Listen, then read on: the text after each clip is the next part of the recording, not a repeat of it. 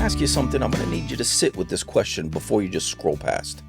Think about it. If you lost your job tomorrow, every bit of income you've ever earned, every result you've ever produced, and every title you've ever accumulated just disappeared, who would you be? A lot of men can't answer that, me included for a big portion of my life, because we've spent our whole lives convinced that our worth was tied to our work. You see, I know that feeling because at one point I lived it.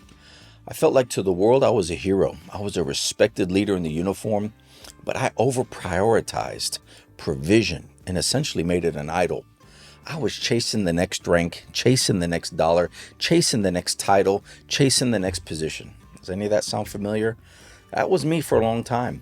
And if I'm honest with you, that was my definition of winning, right? As the sole provider of my home, I had to level up.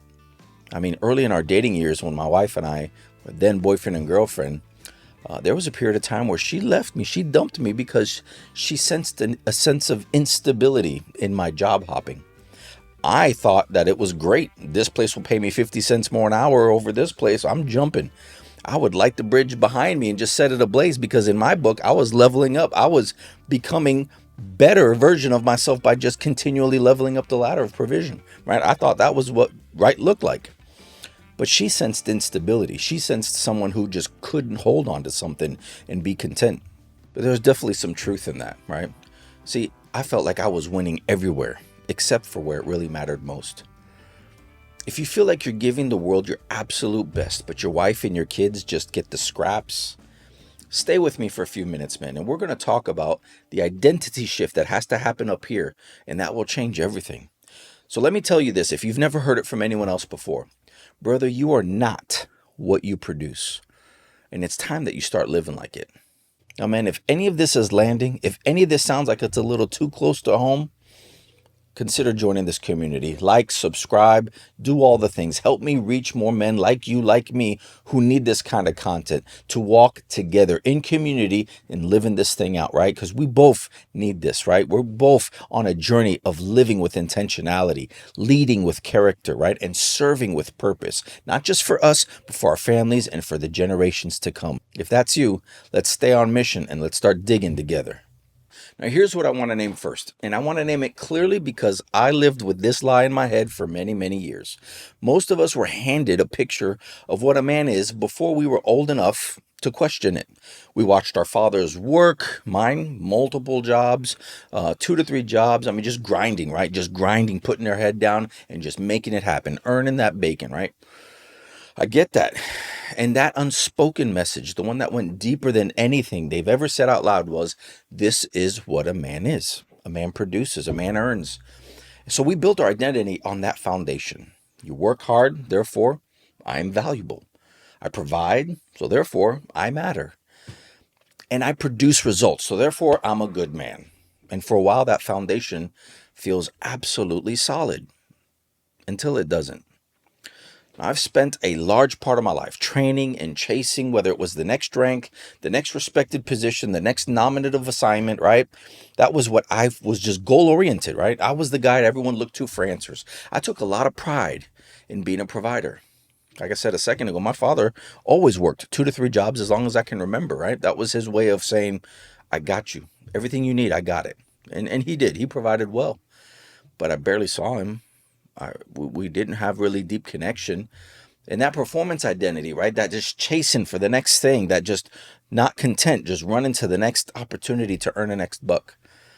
That has a crack in it that nobody warned you about. Because when the production slows, when the job changes and the income dips, right? Things happen. Those results don't come the way you expected. And the whole thing starts to shake. Why? Because we've built something that can be taken from us. Now, this is the lie we're calling out tonight. We're going to call it what it is. It's a flat out lie. You are what you produce. That's just not true, guys. It's just not true. We are not what we produce. That belief was handed to us long before we could question it, long before we could choose it, and it's just flat out not true. And if we don't kill that lie, it will absolutely destroy us. Now, here's the consequence that happens if we don't break free from that lie.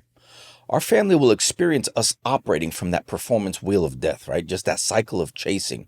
And they'll never fully get us. They'll get the overflow of what our output is. The trap that makes us believe that it's okay to give our A game to the boss. It's okay to give our coworkers our biggest and best, but our families are leftovers. When that's completely opposite, right? Provision matters. We're not here to demonize that. It's essential. It's one of our core responsibilities. We must provide. But provision, all on its own, without presence, isn't love. It's just purely logistics.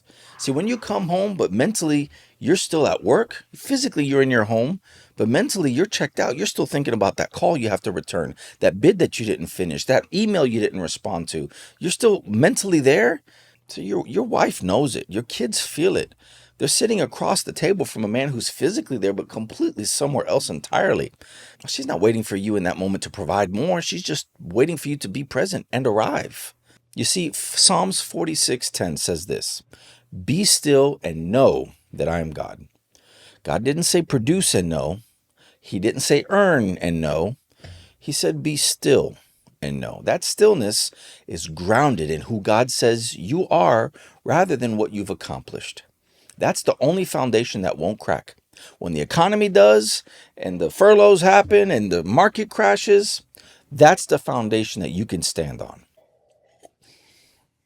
All right, let's reframe this and let's put this back on track, right? We should know by now your identity as a man is not found in what you do. It's found in whose you are, right? It's found in you being the son of God before you are any provider. You're a man of character before you're a man of achievement. See, on this channel, I teach a framework. I call it the 3 Ps of biblical masculinity. A man has to do these 3 things, and they're essential and they're non-negotiable. A man must provide for his family. A man must protect his family, and a man must pastor his family.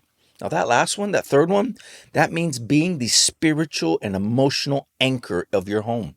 Now that's key. None of those 3 pillars work out of an overflow of performance, of chasing, of grinding. It will not work. So when you provide to just earn your worth, you will be exhausted. Now when you protect just to prove some strength, it's not based. And when you try to pastor to look or sound too spiritual, that's coming from a place of emptiness. And all 3 of those pillars only work when they flow from a grounded identity, from knowing who you are, knowing that you're already loved before you do a single thing. Ephesians chapter 2 verse 10 says, "For we are God's handiwork, created in Christ Jesus to do good works, which God prepared in advance for us to do." Notice the order. You are God's handiwork first. That work comes out of what you already are, not the other way around. You see, I don't know what your father gave you or failed to give you. I don't know how long you've been running that rat race on the performance treadmill. But I know this, the fact that you're watching this means that something in you knows there's a different way, a deeper way. To reiterate, you are not what you produce, brother. You are who God says you are. And he said it before you accomplished a single thing. That truth, that part, if you actually let that land, it will change how you walk. It will change how you respond. It will change how you live. Not because you started trying harder or you're starting to manipulate the situations to work in a different way, but because your family knows who you actually are and you're comfortable enough to sit and rest in that. See, man, drop the word son in the comments if this hits you tonight. I want you to know that I'm in this with you. We're in this together. And if this is the kind of content that you're needing in your life right now, please subscribe, share, like, do all this. Help me get this message out. Every week, we're going to go deeper. We're going to go deeper in the 3 P pillars, provide, protect, and pastor. We're going to get back on track and talking about our true identity and how we're called to be more, right? I'm Tony. I'm a husband. I'm a father. I'm a minister, and I'm a vet. Let's stay on mission, and I'll see you in the next one.